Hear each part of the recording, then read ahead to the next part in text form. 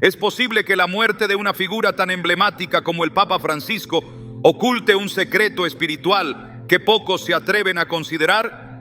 A lo largo de la historia, grandes líderes religiosos han enfrentado no solo conflictos visibles, sino también luchas invisibles que impactan profundamente a la iglesia. En Efesios 6:12, el apóstol Pablo advierte: porque no tenemos lucha contra sangre y carne, sino contra principados, contra potestades, contra los gobernadores de las tinieblas de este siglo. Este versículo nos abre los ojos a una dimensión espiritual ignorada por muchos, donde las decisiones, las crisis y hasta las muertes pueden ser parte de una batalla más profunda. Hoy exploraremos una verdad perturbadora: lo que la muerte del Papa Francisco podría revelar sobre los ataques espirituales al liderazgo de la fe. Te mostraremos cómo discernir estas señales y comprender su significado profético. ¿Estás listo para entender lo que Dios tiene reservado para ti? ¿Puede la muerte de un líder espiritual marcar algo más que el fin de una vida? ¿Podría ser en realidad el eco de un mensaje divino que muchos prefieren ignorar? A lo largo de la historia bíblica, la muerte de quienes lideraban al pueblo de Dios no fue nunca un simple acontecimiento natural. Fue muchas veces una señal, una advertencia, una transición marcada no por el azar, sino por la voluntad de lo alto. Y cuando observamos la muerte del Papa Francisco, no como un hecho aislado, sino como una posible manifestación profética, nos vemos obligados a volver la mirada a las Escrituras. Porque solo a la luz de la palabra puede entenderse la profundidad de los movimientos divinos. La muerte de Moisés no fue simplemente el final de un largo viaje. Fue la conclusión de una etapa espiritual para Israel, un cambio necesario para que Josué pudiera tomar el liderazgo y guiar al pueblo a la tierra prometida. En Deuteronomio 34 vemos cómo Moisés, aunque fiel hasta el último aliento, no cruzó el Jordán. Dios mismo lo condujo hasta lo alto de la montaña, le mostró la tierra desde lejos y allí terminó su misión terrenal. Lo significativo no fue su muerte, sino lo que su muerte habilitó. Fue la puerta a una nueva dimensión de conquista espiritual. Y en esa imagen encontramos una clave para entender por qué la partida de ciertos líderes está íntimamente ligada a los tiempos y propósitos de Dios. En muchos casos, el pueblo no estaba preparado. Lloraban al líder, se aferraban a su figura y no comprendían que el ciclo había cambiado. En Josué 1:2, la voz de Dios resuena con claridad: mi siervo Moisés ha muerto. Ahora pues, levántate y pasa este Jordán, tú y todo este pueblo. El lamento tenía que transformarse en acción. El duelo debía ceder al propósito. Dios no permite que sus elegidos partan sin razón. Cuando lo hace, es porque algo nuevo está a punto de comenzar, o porque algo que debía corregirse ya no puede ser ignorado. Y esta verdad no ha cambiado. El mismo Dios que guió a Israel es el que sigue moviendo los hilos del destino espiritual del mundo. Y si lo que vemos como el fin de una era es en realidad el anuncio de un despertar o una crisis aún mayor, cuando un líder como el Papa Francisco muere, las reacciones son automáticas: noticias, homenajes, análisis teológicos, opiniones divididas, pero muy pocos se detienen a preguntar: ¿qué significa esto para el cuerpo de Cristo? ¿Qué está tratando de mostrarnos Dios? ¿Es este el cierre de una etapa marcada por cierta dirección espiritual? ¿O el inicio de algo que exige atención, vigilancia y discernimiento profundo? La Biblia está llena de momentos donde las muertes de los ungidos de Dios coincidieron con cambios bruscos en la historia espiritual de su pueblo. El profeta Samuel, por ejemplo, fue un pilar en la vida de Israel. Su muerte en 1 Samuel 25 precedió un tiempo de desorden, peligro y transición hacia el reinado de David. Fue en ese intermedio cuando muchos perdieron el rumbo. Y es en esos vacíos de liderazgo donde el enemigo actúa con más fuerza. no es coincidencia. El enemigo busca aprovechar la confusión, el dolor y la desorientación para sembrar error, división y caos. Así ha operado desde el principio. Recordemos la historia de Josías, uno de los reyes más justos de Judá. En 2 Crónicas 35 se nos narra su muerte repentina en batalla, una pérdida que no solo dolió al pueblo, sino que marcó el inicio del declive de Judá hasta la caída total en manos de Babilonia. Josías había restaurado la ley, limpiado los altares paganos y renovado el pacto con Dios. Su partida dejó un vacío que ningún otro supo llenar. No porque Dios no pudiera levantar a otro, sino porque el pueblo no quiso sostener el estándar espiritual que Josías había establecido. Y el resultado fue juicio, exilio, silencio profético. Estas historias no están en la Biblia como simple historia. Son patrones, advertencias, ecos que resuenan hoy, más vivos que nunca.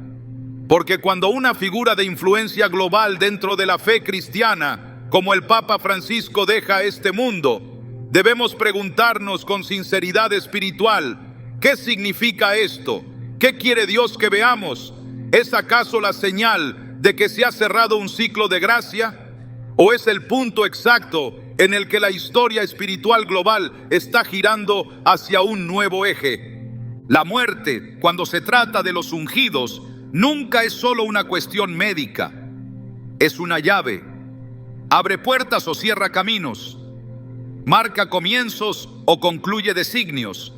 En Hebreos 9:27 se nos dice: está establecido que los hombres mueran una sola vez, y después de esto, el juicio. Cada muerte tiene un peso eterno, pero las muertes de los que lideran en el nombre de Dios, de los que son seguidos por millones y cuyas decisiones afectan a generaciones, llevan consigo una dimensión aún más profunda. La responsabilidad espiritual no termina en la tumba, deja un eco, un legado, una consecuencia. Y es aquí donde muchos fallan en ver, porque buscan explicaciones racionales, porque desean consuelo sin confrontación. Pero los tiempos espirituales no se interpretan con lógica humana, se descifran con oración, con clamor, con la palabra abierta y el oído atento. Jesús mismo lo dijo en Mateo 16:3, cuando reprendió a los fariseos por no discernir las señales de los tiempos. Sabéis distinguir el aspecto del cielo, pero las señales de los tiempos no podéis. Una generación que no discierne es una generación vulnerable. Una iglesia que no interpreta lo que Dios está haciendo es una iglesia que fácilmente será llevada por el viento de cualquier doctrina. El libro de Ezequiel es testimonio del peso que recae sobre quienes son llamados a advertir al pueblo. En Ezequiel 33, Dios le dice al profeta: si yo dijere al impío, impío, de cierto morirás, y tú no hablares, para que se guarde el impío de su camino, el impío morirá por su pecado, pero su sangre demandaré de tu mano. Es un llamado a hablar, a no callar cuando lo espiritual está en juego.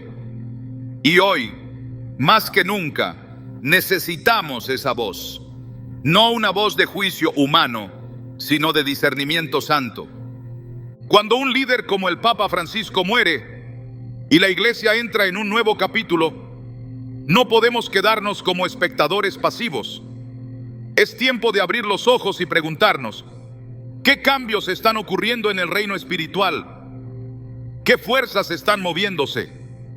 ¿Qué puertas se están cerrando y cuáles se están abriendo? Porque la historia no se detiene. El reloj profético sigue corriendo.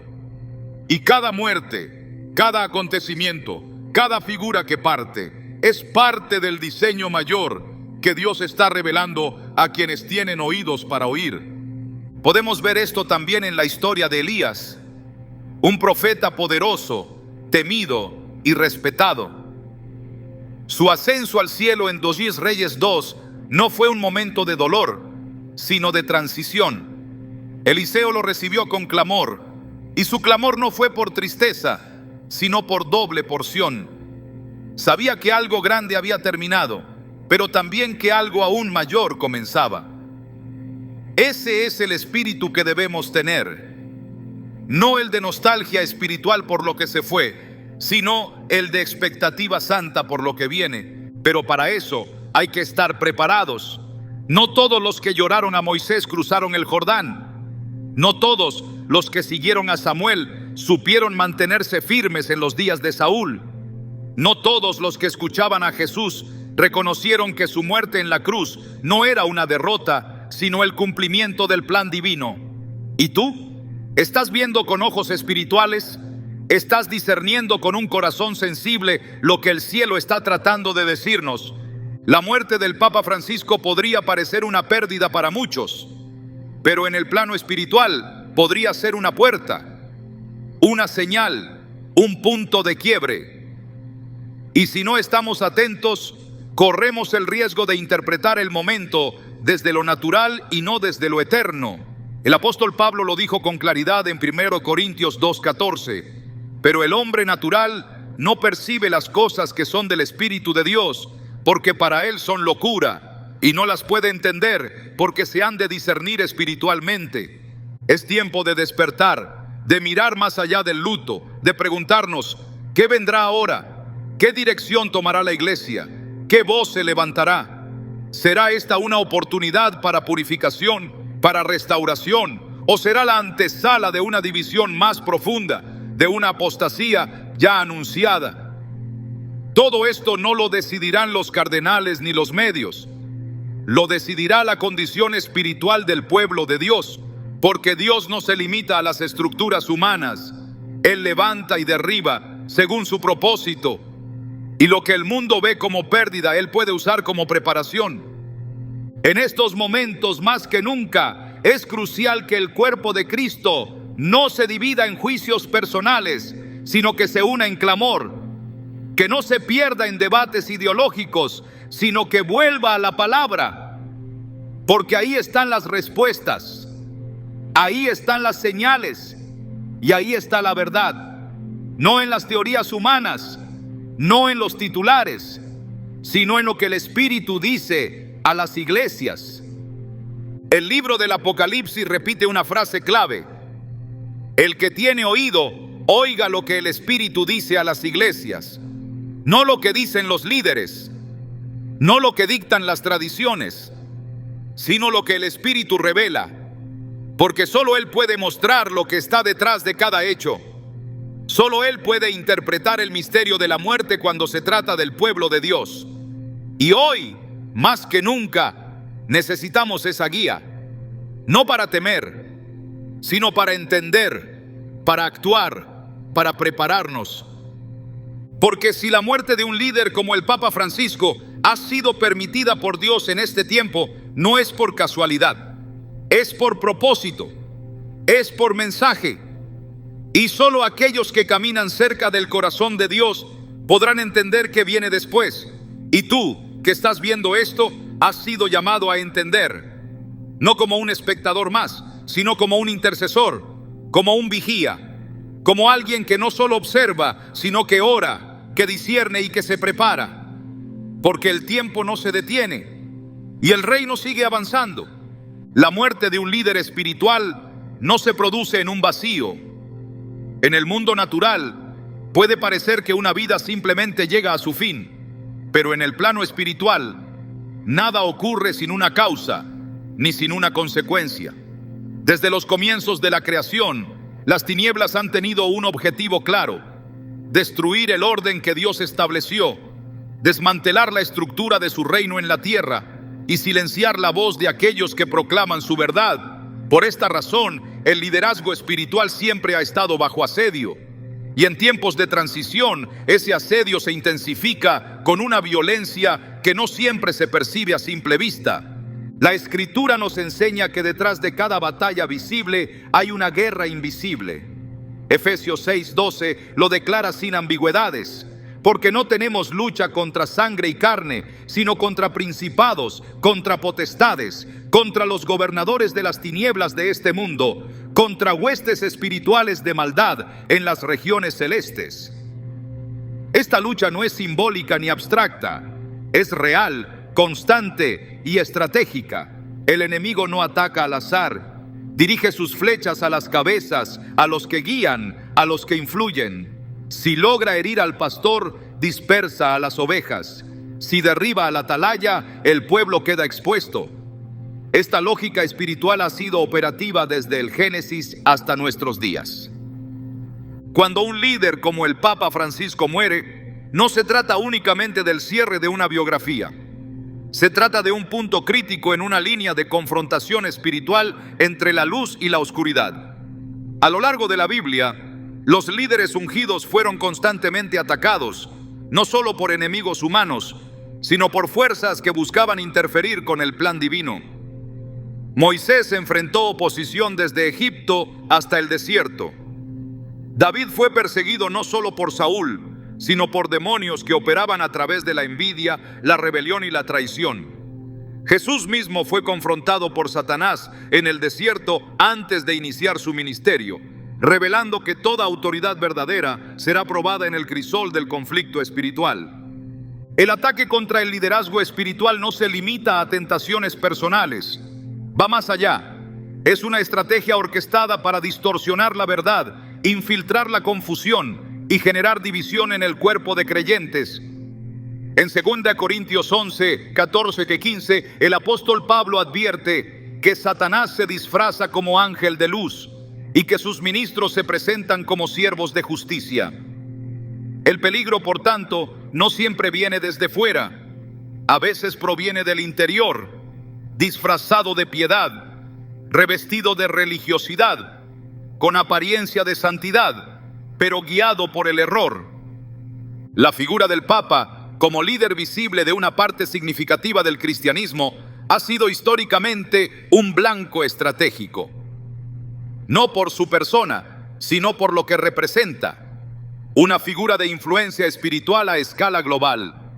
No importa la postura doctrinal que se tenga, lo que no puede negarse es que su muerte, en este tiempo, ocurre dentro de un contexto espiritual cargado, un mundo que se tambalea entre el relativismo moral y el hambre de certezas, una iglesia global dividida en sus posturas frente a temas cruciales y una creciente desconexión entre la verdad bíblica y las corrientes del pensamiento moderno. En Apocalipsis 12:17 se nos revela que el dragón se llenó de ira contra la mujer y se fue a hacer guerra contra el resto de la descendencia de ella, los que guardan los mandamientos de Dios y tienen el testimonio de Jesucristo. Esta guerra no ha cesado, está en marcha. Y en esta guerra, la muerte de figuras clave no puede verse solo como una pérdida institucional. Debe interpretarse como parte de una ofensiva que busca debilitar la estructura del testimonio cristiano en el mundo. La muerte, cuando se trata de aquellos en autoridad espiritual, es también el momento en que muchas fuerzas buscan reposicionarse. Cuando un puesto queda vacío, las tinieblas intentan ocuparlo, influir en su sucesión, sembrar confusión y acelerar agendas contrarias al reino. Es por eso que el pueblo de Dios debe estar vigilante, no solo ante lo que se dice públicamente, sino ante lo que se mueve en lo oculto. Jesús advirtió en Mateo 24:24 que se levantarán falsos cristos y falsos profetas y harán grandes señales y prodigios, de tal manera que engañarán, si fuere posible, aún a los escogidos. Esa posibilidad de engaño no es hipotética, es un peligro real cuando se carece de discernimiento. Las estrategias del enemigo han evolucionado, pero su intención permanece: destruir, dividir, diluir. Y el terreno donde mejor opera es el de la confusión espiritual. En tiempos de duelo y transición, muchas puertas pueden abrirse al error si el pueblo de Dios no se mantiene firme en la palabra. En 2 Timoteo 4:3-4, Pablo lo anticipa: porque vendrá tiempo cuando no sufrirán la sana doctrina, sino que teniendo comezón de oír, se amontonarán maestros conforme a sus propias concupiscencias, y apartarán de la verdad el oído y se volverán a las fábulas. Este tiempo ya ha llegado. Y cada vez que una figura espiritual parte, la lucha por lo que viene después se recrudece. No podemos ignorar que en la historia bíblica hubo momentos en que el liderazgo cayó, no por la voluntad de Dios, sino porque fue seducido o debilitado por las tinieblas. En el libro de Números, Balaam intentó maldecir al pueblo de Israel, pero no pudo porque Dios lo había bendecido. Sin embargo, encontró otra vía: corromper desde dentro. El resultado fue devastador. En Números 25 se relata cómo el pueblo cayó en idolatría y fornicación con las mujeres moabitas, provocando la ira de Dios. El ataque no vino con lanzas, sino con seducción; no con ejércitos, sino con alianzas ocultas. Esa es la táctica que muchas veces pasa desapercibida. Los ataques del enemigo no siempre buscan matar el cuerpo. Muchas veces buscan corromper el mensaje, silenciar la verdad, erosionar la autoridad moral. Por eso la muerte de un líder también puede ser precedida por un desgaste espiritual, una presión creciente, una campaña sistemática para debilitar su voz. En Daniel 7:25 se profetiza que el enemigo hablará palabras contra el Altísimo, y a los santos del Altísimo quebrantará, y pensará en cambiar los tiempos y la ley. Esa intención de alterar el orden divino comienza muchas veces con un ataque directo contra quienes defienden la ley de Dios. Cuando el Papa Francisco muere, no basta con preguntarse quién lo sucederá. Es imperativo preguntar qué fuerzas espirituales se han estado moviendo en torno a su figura, qué estructuras han sido sacudidas, qué puertas se están abriendo o cerrando. Porque las tinieblas no descansan. Siempre han sabido que atacar a un líder puede tener un efecto multiplicador, no porque el hombre tenga poder en sí mismo, sino porque representa una cobertura, una estructura, una influencia que alcanza a multitudes. A lo largo de la Escritura, Dios levantó intercesores cuando los líderes estaban bajo ataque. Moisés fue sostenido por Aarón y Hur mientras sus brazos se debilitaban en la batalla. Elías necesitó ser alimentado por un ángel cuando su fuerza espiritual decayó. Jesús mismo pidió oración a sus discípulos en Getsemaní, no por debilidad, sino porque la presión espiritual era real. Y si incluso el Hijo de Dios pidió apoyo en oración ante la cercanía del conflicto máximo, ¿cuánto más no lo necesitan los hombres que han sido puestos en lugares de autoridad? La muerte del Papa Francisco puede ser interpretada desde muchas perspectivas, pero la Escritura exige que la entendamos desde una óptica espiritual, como parte de una lucha que trasciende lo humano, como una señal de que el conflicto se ha intensificado y como un llamado urgente a que el cuerpo de Cristo se despierte. No es momento para distracción ni indiferencia, es momento para vigilancia, para ayuno, para alineamiento con la verdad eterna. Porque la batalla no ha terminado y cada movimiento en el tablero espiritual tiene implicaciones eternas. La iglesia no puede permitirse ignorar las señales del cielo ni las estrategias del infierno. No puede dormir mientras los gobernadores de las tinieblas operan en las sombras. No puede ser sorprendida por lo que viene, porque ha sido advertida. La palabra está llena de llamados a estar alertas. En 1 Pedro 5:8 se nos exhorta: sed sobrios y velad, porque vuestro adversario el diablo, como león rugiente, anda alrededor buscando a quien devorar. Este rugido no siempre es evidente. Muchas veces se disfraza de piedad, se oculta tras eventos que parecen naturales, pero que llevan una carga espiritual que solo puede discernirse en oración. El pueblo de Dios ha sido equipado con armas espirituales, no para observar pasivamente los acontecimientos, sino para intervenir en ellos mediante la intercesión, el discernimiento y la proclamación de la verdad. La muerte de un líder como el Papa Francisco no debe verse como el cierre de una página, sino como la apertura de un nuevo capítulo en la batalla espiritual. Un capítulo que exige entendimiento, preparación y santidad. Porque cuando las tinieblas atacan el liderazgo, no lo hacen por odio al hombre, sino por lo que ese hombre representa en el reino de Dios, o en la guerra por las almas. El enemigo no gasta recursos en lo irrelevante. Si ha habido presión, asedio, confusión, no es porque haya debilidad, sino porque hay un propósito que se quiere sabotear. Y entender esto es crucial para posicionarse correctamente en el espíritu. Este es el momento de levantar la mirada, de afinar el oído espiritual, de examinar las escrituras con hambre de revelación, porque el enemigo está activo, pero también lo está el Espíritu de Dios. Y así como las tinieblas traman en secreto, el cielo sigue hablando a aquellos que tienen oídos para oír, no a los curiosos, sino a los consagrados, no a los espectadores, sino a los intercesores, no a los tibios, sino a los que anhelan la verdad por encima de todo. Este es un tiempo donde el discernimiento no es una opción, sino una necesidad, donde no basta con observar, sino que es indispensable interpretar, y donde cada muerte, cada cambio, cada transición debe ser entendido no como un accidente, sino como una pieza más dentro de un plan divino que se está desplegando ante nuestros ojos. La mente natural se aferra a lo visible, necesita hechos concretos, declaraciones oficiales, reportes verificables, pero el reino de Dios no se edifica sobre lo que el ojo puede ver, ni sobre lo que la razón puede explicar.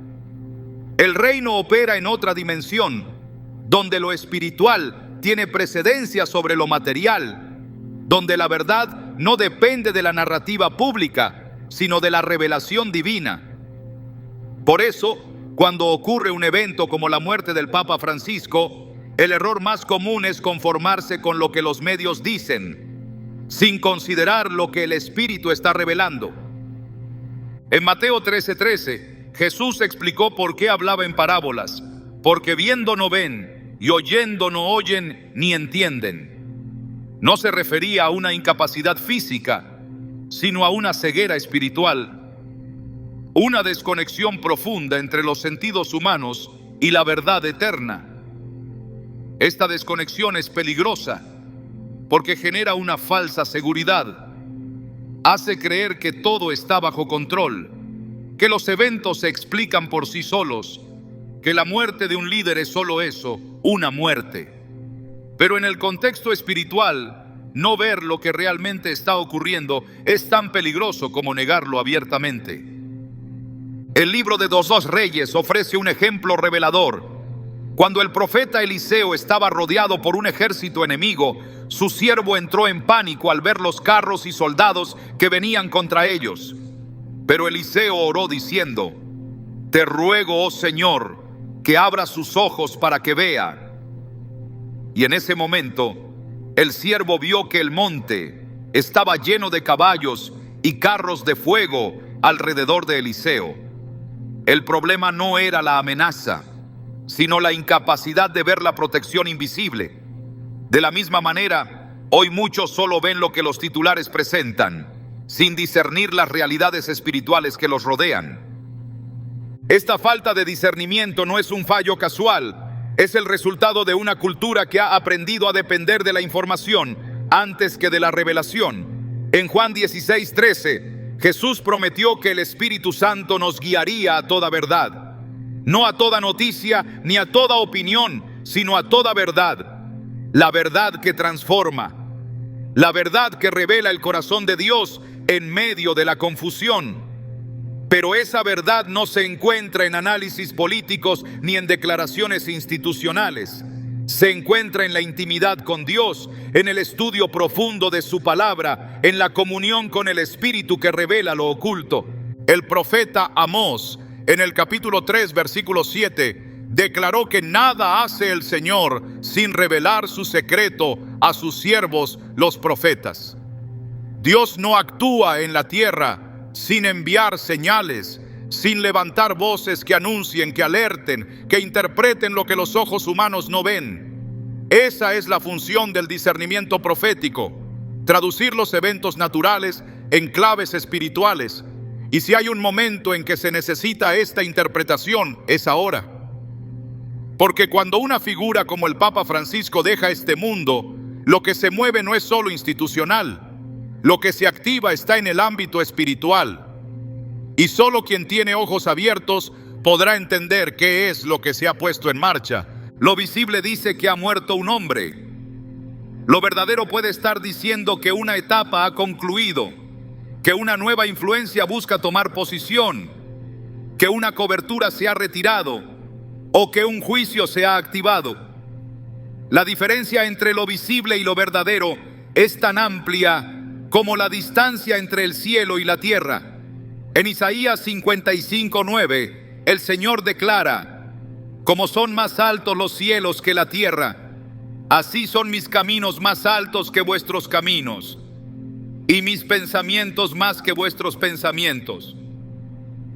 Esta distancia no debe ser ignorada, debe ser buscada, porque solo cuando uno asciende en el espíritu puede comprender lo que se está gestando en el mundo. La realidad es que los medios, por su naturaleza, no están diseñados para discernir lo profético. Su función es reportar hechos, no interpretarlos espiritualmente. Por eso, confiar ciegamente en sus narrativas es aceptar una visión incompleta y a veces distorsionada de los eventos. En Proverbios 14:12 se nos advierte: hay camino que al hombre le parece derecho, pero su fin es camino de muerte. Lo que parece correcto, lo que se presenta como razonable, puede ser el envoltorio de una verdad manipulada. Solo la palabra de Dios y el testimonio del Espíritu pueden separar lo aparente de lo auténtico. Cuando Jesús fue crucificado, la mayoría vio el fin de un líder polémico, un castigo justo, una consecuencia de su atrevimiento, una derrota inevitable. Pero el cielo veía otra cosa. Veía la consumación del plan de redención, veía la sangre que abriría el camino al Padre, veía la victoria que derrotaría al pecado y a la muerte. Esta diferencia de perspectiva es crucial. Los discípulos que interpretaron los hechos desde lo visible huyeron. Los que entendieron lo invisible, aunque fueron pocos, permanecieron. Hoy esa misma elección se presenta: ver lo que todos ven o buscar la visión de Dios. En 1 Corintios 2:10, Pablo enseña que Dios nos las reveló a nosotros por el Espíritu, porque el Espíritu todo lo escudriña, aún lo profundo de Dios. Esa revelación no se recibe pasivamente. Se busca, se ora, se intercede hasta que el velo cae. Y lo que parecía solo un cambio de figura comienza a revelarse como una alteración de estructuras, como un movimiento dentro de la línea profética de los tiempos. Porque cada generación tiene eventos que marcan su ritmo espiritual, y si no se reconocen, se pierde la oportunidad de alinearse con el mover del cielo. El caso de Jerusalén en los días de Jesús es un testimonio trágico de lo que sucede cuando el pueblo no reconoce la hora de su visitación. En Lucas 19:44, Jesús lloró sobre la ciudad y profetizó su destrucción, diciendo: porque no conociste el tiempo de tu visitación. No era ignorancia cultural ni política, era ceguera espiritual, y esa ceguera trajo consecuencias irreversibles. Hoy, ignorar lo que significa la muerte de un líder espiritual en este tiempo puede tener consecuencias similares si el pueblo de Dios no despierta. Hay una urgencia santa que debe impulsarnos a ver más allá del velo, a callar las voces humanas para escuchar la voz del Espíritu, a silenciar el ruido mediático para oír lo que se dice en el cielo. En Hebreos 12:25 se nos advierte: mirad que no desechéis al que habla, porque Dios sigue hablando, no siempre con estruendo, pero siempre con propósito. Y cuando una muerte como esta ocurre, su mensaje no se grita desde los púlpitos, se susurra en los lugares de intimidad. Solo aquellos que habitan bajo la sombra del Altísimo pueden oírlo. La desconexión entre lo visible y lo verdadero es también una prueba, una medida del estado espiritual del pueblo, una oportunidad para ver quién está caminando por vista y quién por fe. En 2 Reyes 6, cuando el ejército enemigo rodeó la ciudad, la reacción del siervo de Eliseo fue de temor. Pero Eliseo, al orar para que se le abrieran los ojos, mostró que la realidad no era lo que parecía.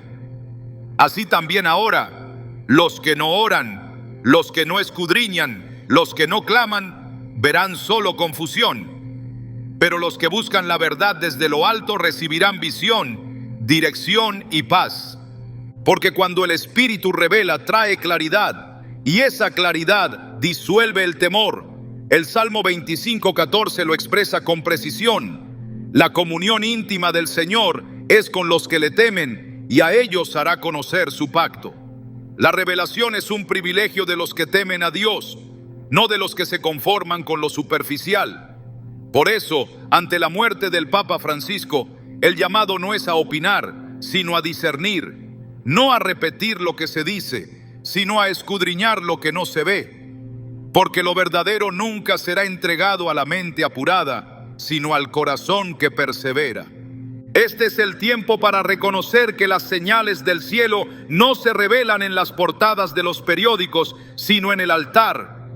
No se manifiestan en las redes sociales, sino en el lugar secreto.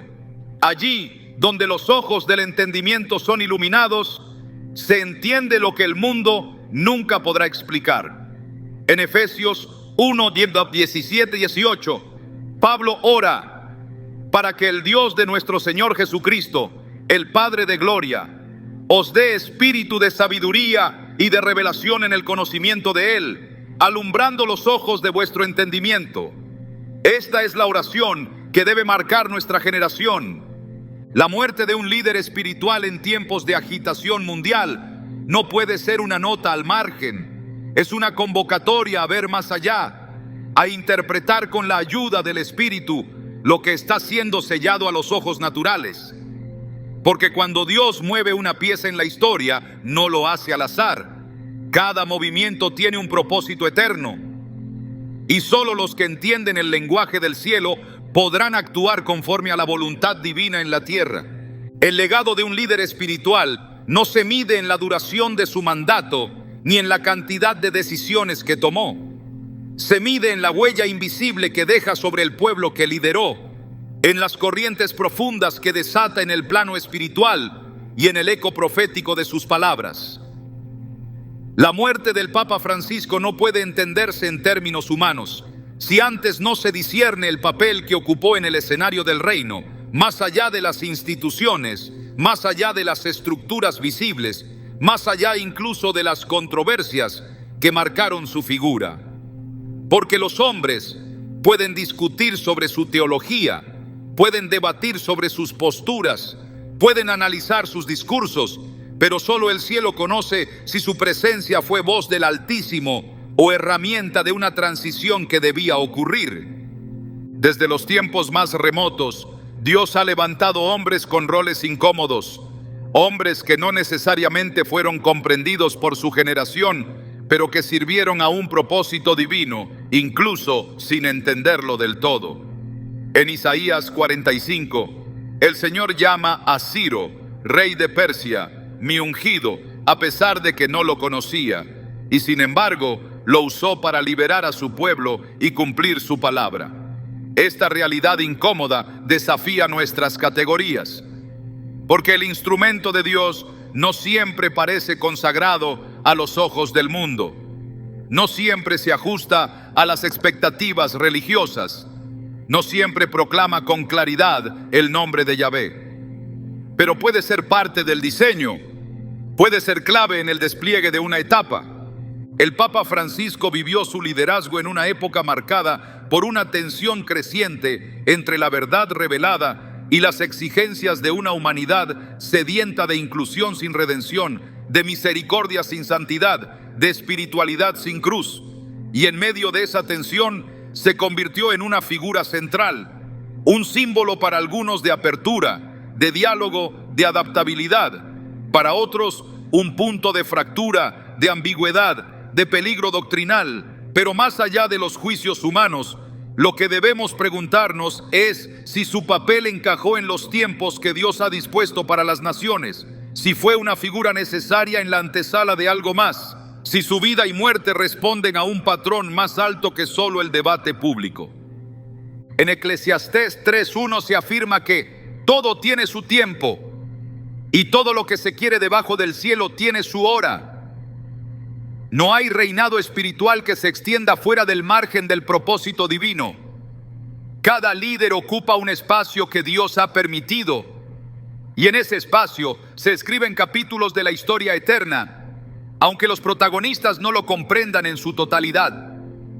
El mismo Faraón fue parte del plan de Dios para mostrar su poder, según Romanos 9:17. Y su corazón endurecido se convirtió en el telón de fondo para la liberación más poderosa del Antiguo Testamento. Esta es la razón por la que el juicio espiritual debe nacer desde la revelación y no desde la reacción. Porque no todo lo que incomoda es error, y no todo lo que agrada es aprobación divina. El rol del Papa Francisco puede ser visto como el de una bisagra entre una iglesia centrada en la defensa de estructuras antiguas y una iglesia expuesta a una transformación profunda. Su discurso frecuentemente apeló a la compasión, al diálogo interreligioso, a la inclusión. Y aunque estos conceptos pueden parecer en armonía con la gracia, es imprescindible recordar que la gracia sin verdad se convierte en permisividad y que la verdad sin gracia se convierte en legalismo. Jesús vino lleno de gracia y de verdad, no de una sin la otra. Juan 1:14 lo expresa con claridad. Y el Verbo se hizo carne y habitó entre nosotros, lleno de gracia y de verdad. Ese equilibrio es divino, y cualquier desequilibrio, por leve que parezca, puede marcar el rumbo de millones. El Papa pudo haber sido un catalizador, un detonante de reformas, de replanteamientos, de cambios que todavía no terminan de manifestarse por completo. Y si bien su intención pudo haber sido la de acercar a las almas alejadas, el enemigo sabe que las distorsiones más peligrosas son aquellas que se esconden detrás de intenciones nobles. En 2 Corintios 11, 13, 15 se revela que hasta Satanás puede disfrazarse como ángel de luz y sus ministros como ministros de justicia. No todo lo que parece compasivo edifica, no todo lo que suena inclusivo santifica, no todo lo que abre las puertas del templo eleva el nivel del altar. Por eso la figura del Papa Francisco debe analizarse con temor de Dios, no con ligereza, no con orgullo doctrinal, no con prejuicio religioso, porque si fue vocero del cielo, hay que honrar lo que Dios habló a través de él, incluso si no se entendió en su momento. Y si fue figura de transición, hay que discernir hacia dónde apuntaba esa transición, qué nuevos actores están siendo posicionados, qué doctrinas están ganando terreno, qué atmósfera espiritual se ha generado a raíz de su partida. En ambos casos se requiere discernimiento, porque ambas posibilidades tienen implicaciones que afectan al cuerpo de Cristo en su conjunto. En 1 Samuel 3 se narra el momento en que Dios deja de hablar a través de Elí para levantar a Samuel. No fue un acto inmediato, fue una transición. La voz de Dios se volvió escasa, las visiones escaseaban, y mientras tanto, el sacerdote Elí seguía en funciones, pero el cielo ya se estaba moviendo, ya se había activado un cambio. La transición no siempre se anuncia con estruendo, a veces ocurre en el silencio, a veces el que habla ya no tiene el respaldo, y el que recibe la visión aún no ha sido reconocido. Esa tensión, ese entretiempo, es uno de los momentos más delicados del desarrollo espiritual de un pueblo, porque muchos se aferran al pasado, mientras otros corren detrás de lo nuevo sin validación divina. El legado del Papa Francisco podría residir precisamente en ese intervalo, en haber encarnado el rostro de un cambio que aún no ha sido totalmente revelado, un cambio que puede traer renovación o desviación, según el corazón del pueblo que lo reciba. En 2 Crónicas 15:2, el profeta Azarías declara: el Señor estará con vosotros, si vosotros estuviereis con él, y si le buscareis, será hallado de vosotros, mas si le dejareis, él también os dejará. El favor divino no se sostiene por herencia institucional, sino por fidelidad espiritual. Y toda reforma, todo legado, toda transición debe ser juzgada a la luz de esa fidelidad. El legado espiritual de un líder se valida no por lo que logró a nivel humano, sino por lo que activó en lo espiritual. Si produjo hambre de Dios, si restauró la santidad, si levantó el altar, si condujo al pueblo hacia la obediencia, entonces dejó un fruto que el cielo reconoce. Si por el contrario abrió puertas que debilitaron la integridad del testimonio, si promovió una paz sin arrepentimiento, si sustituyó la verdad revelada por consensos culturales, entonces su legado será parte de una purificación posterior, no de una gloria inmediata. Porque todo lo que el hombre siembra, eso también cosechará, según Gálatas 6:7. Y si su papel fue el de preparar el camino para algo más, como lo fue Juan el Bautista, entonces su mensaje no debe ser juzgado por su estilo, sino por su efecto. Juan no hizo milagros, no levantó templos, no fundó instituciones, pero fue el eco profético que abrió la puerta al Mesías. Su misión no fue comprendida por muchos, incluso fue cuestionada, pero cumplió el propósito. El problema no está en que el líder no sea comprendido. El problema está en que el pueblo no esté listo para lo que viene después. La muerte del Papa Francisco, por tanto, no debe analizarse como el cierre de una administración.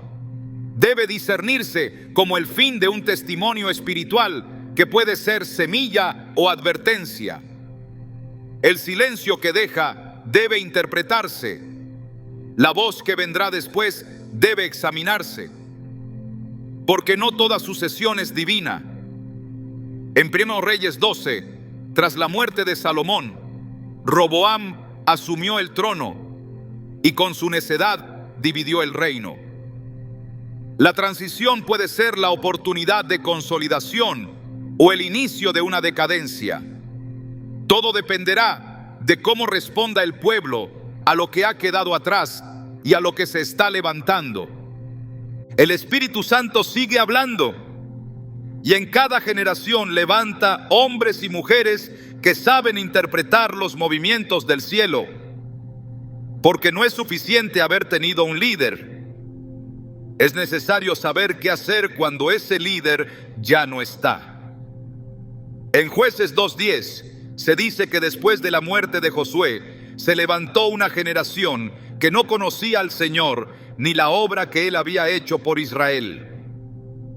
El vacío de liderazgo no solo se llena con personas, se llena con visión, con fuego, con compromiso, o se llena con distracción, confusión y desvío.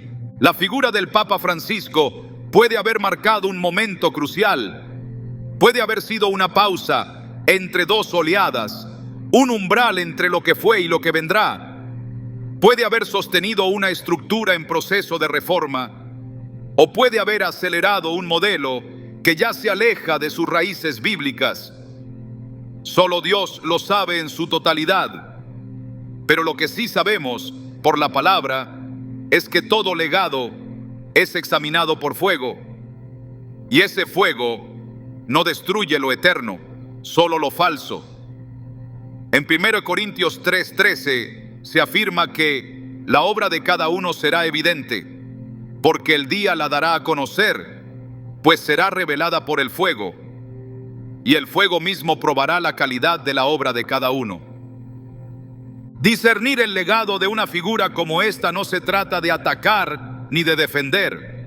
Se trata de posicionarse espiritualmente para comprender qué tiempo estamos viviendo, qué herencia se ha dejado, qué espíritu ha predominado, qué dirección se está tomando, porque al final el legado no es un monumento, es una influencia, y toda influencia deja un aroma de vida o de muerte, de fidelidad o de concesión, de revelación o de confusión, y solo la presencia de Dios puede separar uno del otro. Hay momentos en la historia en los que la muerte de un líder no es simplemente una pérdida humana, sino una señal que atraviesa los cielos como una advertencia, un anuncio sagrado, silencioso pero contundente, que nos obliga a mirar no hacia la tumba, sino hacia el trono. Porque en la economía de Dios Todo tiene significado y cada transición en la tierra puede corresponderse con un movimiento en el cielo. La muerte del Papa Francisco no puede considerarse fuera de esa dinámica espiritual. No es un suceso que deba quedar enterrado bajo el protocolo o la memoria. Es una señal que exige interpretación. El libro de Ezequiel nos muestra una visión en la que la gloria de Dios abandona el templo. No lo hace de un momento a otro, sino progresivamente, como un acto de juicio por la infidelidad del pueblo. En Ezequiel 10:18 leemos: Entonces la gloria del Señor se elevó de encima del umbral del templo y se detuvo sobre los querubines. La gloria se retira cuando el corazón del pueblo se ha desviado y el liderazgo, en lugar de corregir, ha consentido. En este contexto, la muerte de un líder puede no ser solo el final de una vida, sino el fin de una temporada de gracia contenida. Y cuando esa contención desaparece, lo que sigue es purificación. La historia de Israel está marcada por ciclos donde la desobediencia fue respondida con silencio, donde el desprecio por lo santo fue seguido por la ausencia de dirección. En 1 Samuel 4:21-22, tras la muerte de Elí y la captura del arca, se pronunció el nombre Icabod: la gloria se ha apartado de Israel. Y fue la caída de un liderazgo comprometido con el ritual, pero desconectado del fuego del Espíritu, lo que abrió paso a ese juicio. No se trató de una acción impulsiva del cielo, sino de una consecuencia inevitable cuando la verdad ha sido sustituida por apariencia, cuando la palabra ha sido reemplazada por política religiosa. Sin embargo, el juicio en las Escrituras nunca es la meta final. Es el preludio de algo más. El juicio abre espacio para el despertar, para la restauración, para la renovación del altar. El quebrantamiento prepara la tierra para la siembra de algo eterno. Por eso, cuando un líder cae, cuando una figura desaparece, también puede ser el anuncio de que Dios está por hacer algo nuevo. En Isaías 6, la muerte del rey Usías marcó el inicio de la visión de Isaías. En el año que murió el rey Usías, vi yo al Señor sentado sobre un trono alto y sublime, dice el profeta. El juicio sobre una etapa permitió la revelación de una nueva gloria. Hoy, ante la muerte del Papa Francisco, el pueblo de Dios se encuentra nuevamente ante esa bifurcación profética. Por un lado, la advertencia de que la paciencia divina no es infinita y que la fidelidad ya no puede posponerse. Por otro, la posibilidad de que esta muerte sea el umbral de un avivamiento silencioso, un despertar que no vendrá desde las cumbres institucionales, sino desde los corazones que claman en lo secreto. Porque el Espíritu de Dios nunca deja de obrar y su fuego sigue encendiendo lámparas aun cuando los templos quedan vacíos. En Joel 2:12-13, el Señor llama a su pueblo diciendo: Convertíos a mí con todo vuestro corazón, con ayuno, lloro y lamento. Rasgad vuestro corazón y no vuestros vestidos. Este llamado no es a la apariencia del arrepentimiento, sino a la esencia. No es a los gestos públicos, sino al quebranto interior. En un tiempo donde la figura de un líder desaparece, el Señor busca no al siguiente que ocupe un cargo, sino a los que ocuparán su presencia, a los que harán del secreto su templo y del temor de Dios su guía, a los que no esperan señales, sino que ya se han vuelto señal para su generación. El juicio y el despertar no son opuestos, son las dos caras de una misma acción redentora. Lo que cae por juicio se levanta por fuego. Lo que es removido por impureza da lugar a lo que ha sido santificado. En Malaquías 3:2-3 se habla del Señor como fuego purificador que se sentará a afinar a los hijos de Leví. El juicio no viene solo a castigar, viene a refinar. Y si esta muerte encierra una señal de juicio, también encierra una promesa de limpieza para aquellos que no endurecen su corazón. La pregunta no es si la muerte de este líder anuncia juicio o despertar. La pregunta es: ¿qué hará el pueblo ante esta señal? porque el juicio se vuelve condena solo cuando el corazón se resiste a cambiar. Pero si hay quebrantamiento, si hay búsqueda, si hay un retorno a la voz del Espíritu, entonces el juicio se convierte en puerta de gloria y no será recordado como un final, sino como el principio de una visitación que transformó la historia. Cuando una señal se manifiesta en el mundo espiritual, el pueblo de Dios no puede permanecer inmóvil. La muerte del Papa Francisco no es simplemente un suceso para ser observado. Es una voz que clama desde lo invisible, un eco que resuena en el espíritu de aquellos que han aprendido a discernir más allá de las apariencias. En tiempos como este, cuando el curso de los acontecimientos terrenales se entrelaza con el mover de lo eterno, los verdaderos creyentes están llamados no a la pasividad, sino a la vigilancia, no a la especulación, sino a la consagración, porque el discernimiento no es un lujo reservado para unos pocos, es una necesidad urgente para todos los que desean permanecer firmes en medio de la sacudida. Jesús en Mateo 24 no dejó margen de duda sobre la necesidad de estar atentos a las señales de los tiempos. Habló de guerras, de engaños, de persecuciones, pero también de una generación que sabría interpretar la higuera. No se trataba de adivinar el futuro, sino de saber qué hacer en el presente. Porque el verdadero discernimiento no es solo entendimiento profético, es acción coherente con lo revelado. Es una vida que responde al llamado de lo alto con pureza, con urgencia y con obediencia.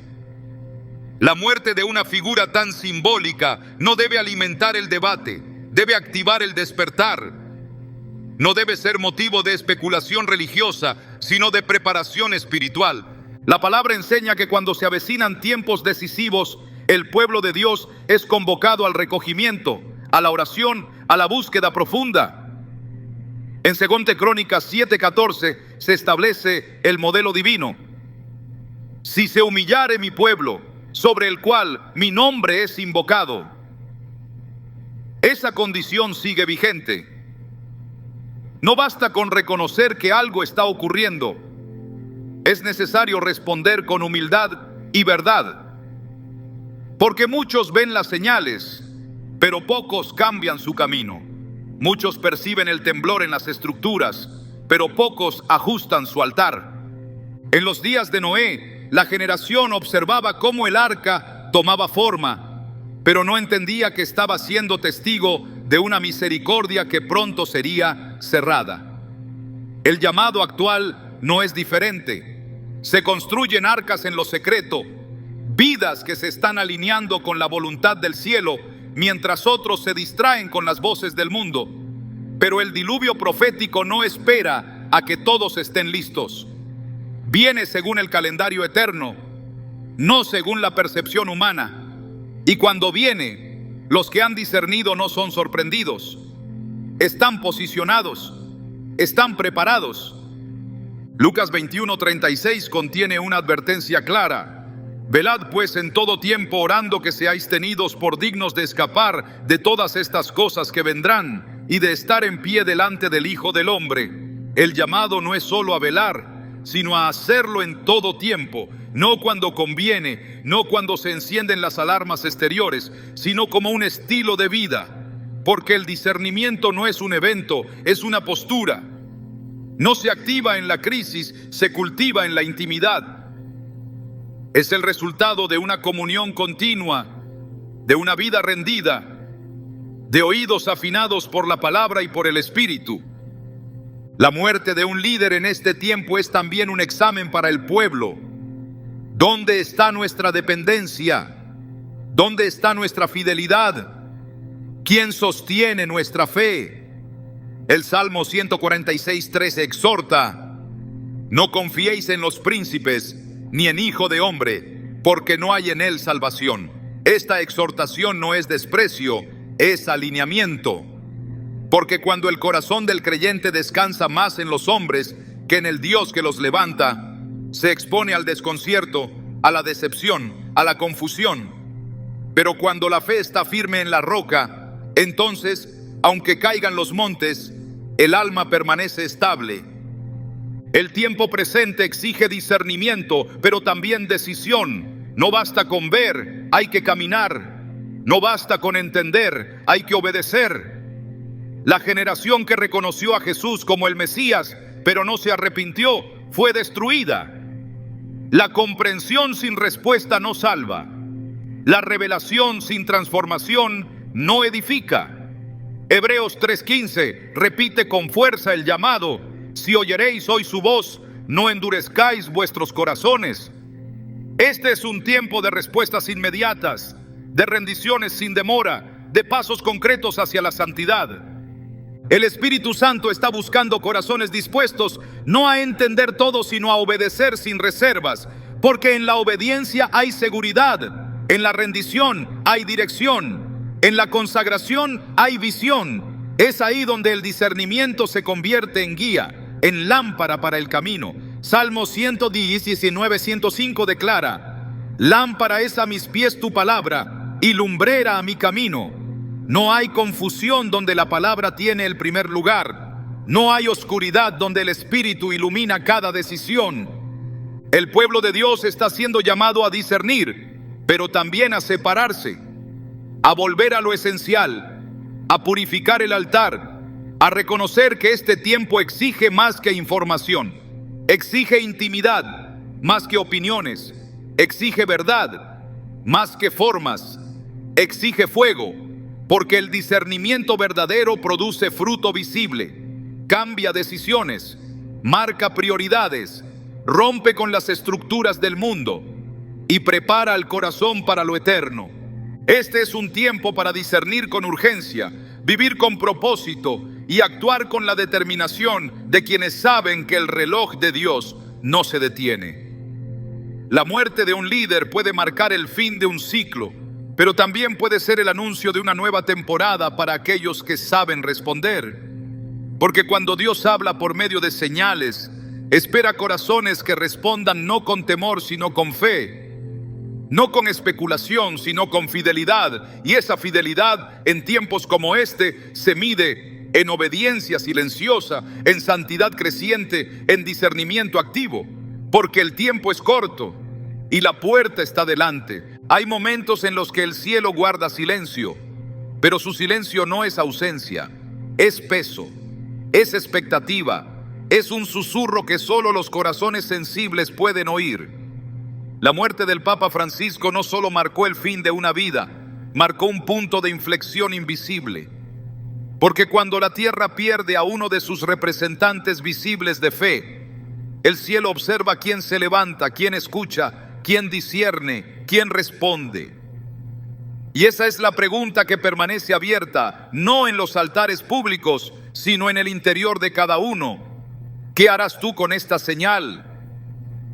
Lo verdaderamente revelador no es lo que ocurrió, sino lo que ahora puede surgir, porque la muerte de un líder no es el cierre de un libro, sino la entrega de una página en blanco, una página que no será escrita por sucesores visibles, sino por los que llevan el fuego en lo secreto, por los que no esperan que alguien les indique el camino, sino por aquellos que ya han comenzado a caminarlo en obediencia silenciosa.